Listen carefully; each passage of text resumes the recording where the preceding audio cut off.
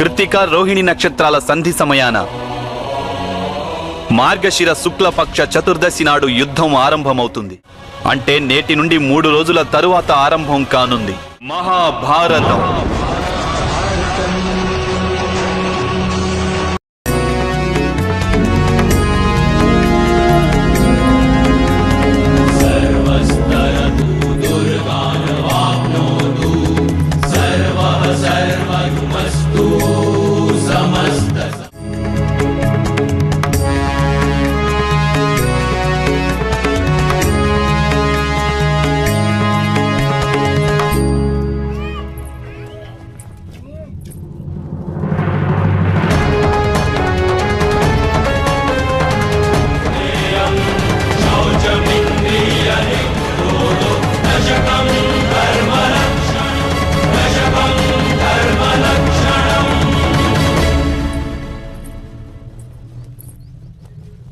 సైన్యం ప్రయాణానికి సిద్ధంగా ఉంది పెద్ద తండ్రి.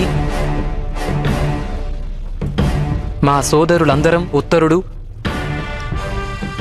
మేం మా దళాలతో మీ ఆదేశానికై నిరీక్షిస్తున్నాము. శీఘ్రమే సేనాపతి వచ్చి పర్యవేక్షిస్తారు పుత్ర. ఆ తరువాతనే ప్రయాణానికి ఆదేశిస్తారు. సేనాపతి స్థానంలో యువరాజు భీమునే మీరు నియోగించారు కదా సమ్రాట్? లేదు మహారాజా.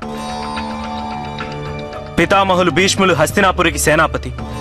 వారిచే శస్త్ర సన్యాసం చేయించగలవారే మన సేనాపతిగా నియమించేందుకు అర్హులు.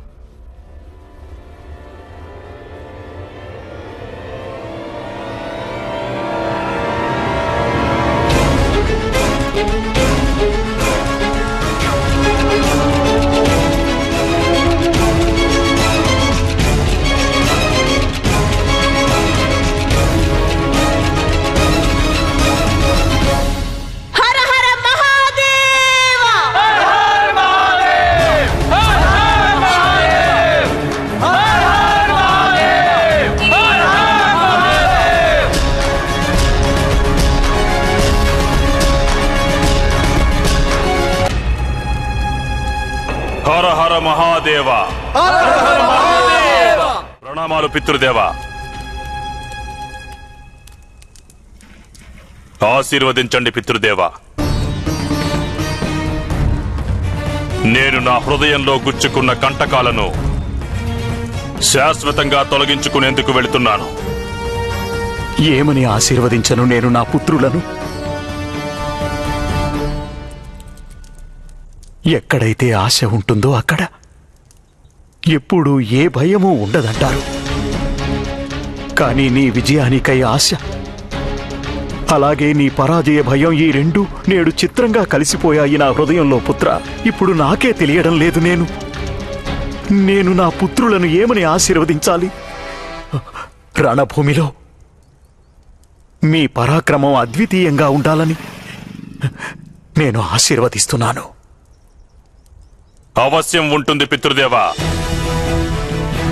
అద్వితీయంగా ఉండేది మా పరాక్రమమే కాదు, మా విజయం కూడా అద్వితీయంగానే ఉంటుంది.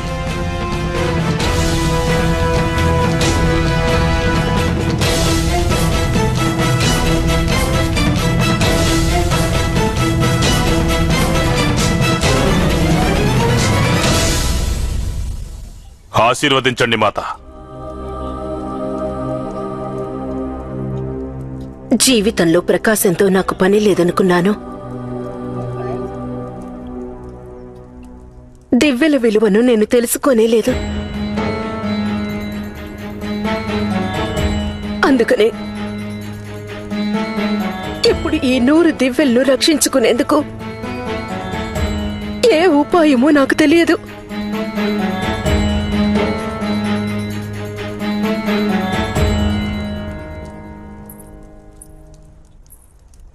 దుర్జయ,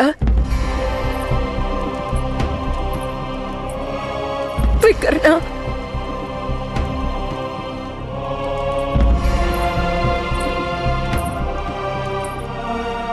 దుశ్శాసన,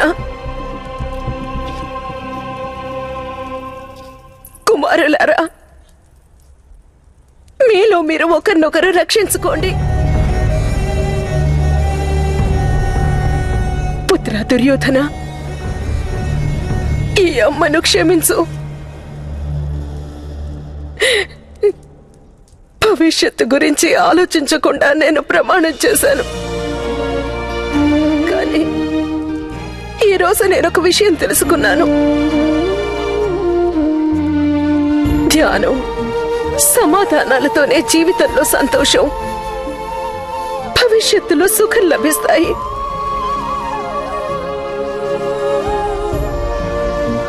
హఠం, ప్రతిజ్ఞ ఇవి దుఃఖానికి మార్గాలు.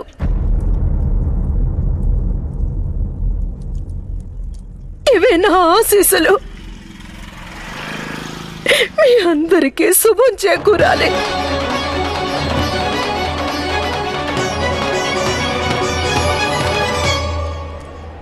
ప్రణామాలు మాత. ప్రణామాలు పితృదేవా.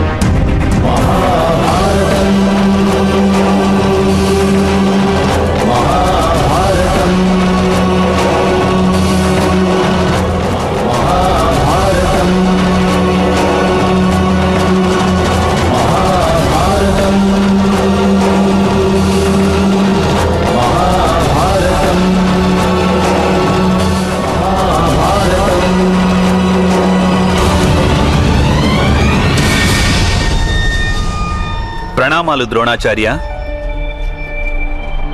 ప్రణామాలు మహితాత్మ. ప్రణామాలు ఏకఛత్రాధిపతి యుధిష్ఠిర.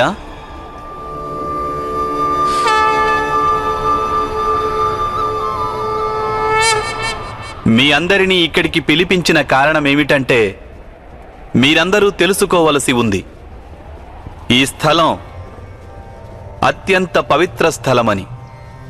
పరశురామ ప్రభువు ఇక్కడ పాపులను సంహరించినప్పుడు ఈ ప్రదేశంలో రక్తం 5 సరోవరాలుగా ఏర్పడింది. ఈ స్థలం శ్యామల పంచకంగా తెలియవచ్చింది. ఈ స్థలానికి ఉత్తరాన సరస్వతీ నది ప్రవహిస్తోంది. ఇక దక్షిణాన దృష్టద్వతీ నది ఉంది. ఈ 2 నదుల మధ్య నిశ్చయించిన ఈ స్థలానికి పరశురామ ప్రభువు పూర్వీకుల ఆశీస్సులున్నాయి. ఈ స్థలంలో ధర్మ సంస్థాపన జరుగుతుంది. ఆ మహేంద్రుడు సమ్రాట్ కురునికి ఆశీస్సులిచ్చారు. ఈ స్థలంలో యుద్ధం చేస్తుండగా ఎవరికైనా మృత్యువు ప్రాప్తిస్తే వారికి స్వర్గంలో స్థానం లభిస్తుందని.